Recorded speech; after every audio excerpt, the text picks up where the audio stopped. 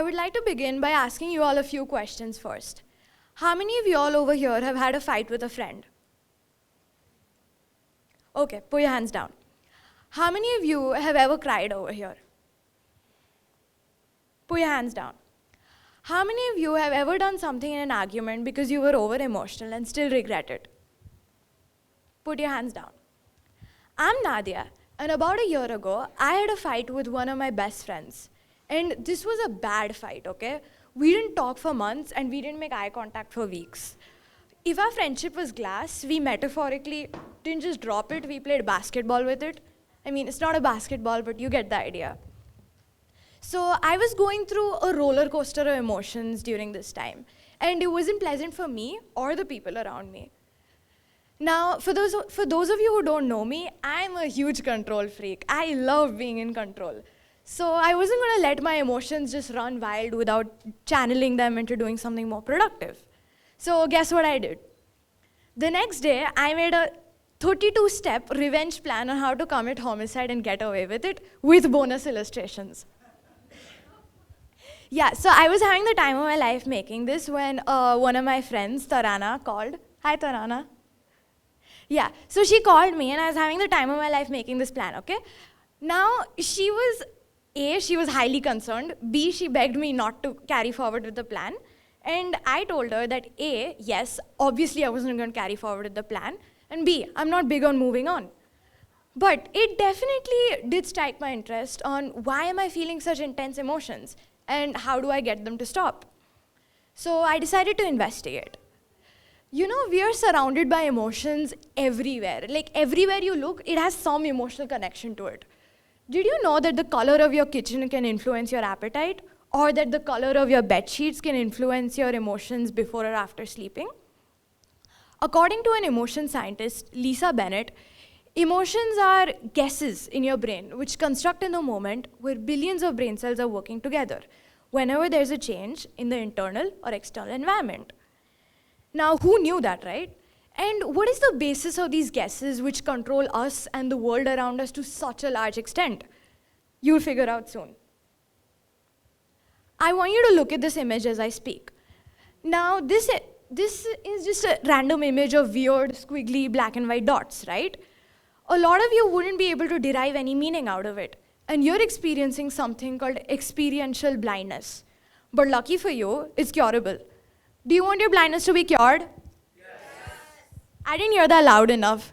Say it again. Yes. Okay, much better. Now, look at this image.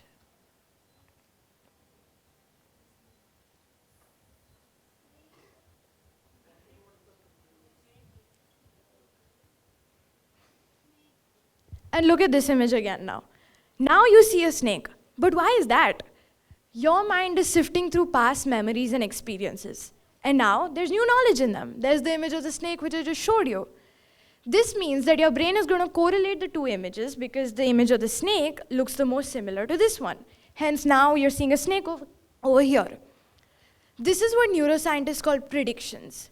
Predictions, in simple words, are the basis of every action you take, every emotion you feel, every experience you have, every word you say that again. Every word you say. You predicted that. Now here comes the hard part, which is actually managing your emotions. Everyone has difficulty with that. I do, you do, even Sharma ji ka beta does. Literally nobody is safe from being a pro at managing their emotions. But guess what? It's actually way simpler than what we think. One way to manage your emotions is accepting them. Now, the thing with me is, what I used to do is, any negative emotion like anger, sadness, jealousy, I would shut it down and I would wait for it to go away, refusing to even acknowledge that it exists. But that's not a very healthy way to cope, you know? Repressing your feelings can lead to long-term problems such as sleep deprivation, anxiety, stress, etc. And we don't want that, right? But sometimes, no matter how much you accept, acknowledge, none of this really works, and you're just disappointed in yourself. This is where you can take external help. Now, taking external help can be as simple as simply ranting to a trusted family member or friend, or if you take it up a notch, going to therapy. Now, I know going to therapy is still not a very open concept in India, but Honestly, it can help you lead a much more fulfilling life and help you manage your varied emotions much more easily, and it's so beneficial. It's like seeing any other doctor, like seeing a dentist if you want to get a checkup for your teeth. Now, I'll go a little off topic and tell you all a story. So I was watching a movie with my dad, Free Spirit, and Free Spirit is about Jessica Watson, the youngest girl to circumnavigate the earth, solo and unassisted. Now, in the Indian Ocean, she had to pass a region which is known for massive storms, which have drowned humongous ships, and she was just on a small, dingy boat. So what was she going to do, right? She called her mentor, and her mentor suggested that she either put an anchor over there in the middle of the ocean and wait for the storm to pass. But that would mean slowing down her progress for the world record. Or he told her to just give up the competition and maybe dock at a nearby port. But that 16-year-old girl was very determined. You know what she did? That teenager with barely any experience of sailing around the world sailed right into the eye of that storm, which had managed to take down humongous ships. And guess what? 5 days later, she reached her home port, Sydney, and made it in the headlines of world newspapers about how she was the youngest girl to circumnavigate the earth. You know, emotions aren't very different from the sea either. Managing your emotions can feel like swimming against the tide. Yes, it's exhausting. Yes, it puts you at the risk of drowning as well. But putting an anchor doesn't always help either, trust me. Sometimes all you have to do is just go with the flow and completely immerse in your emotions. Now, before you leave, I want you to keep a few questions in your mind.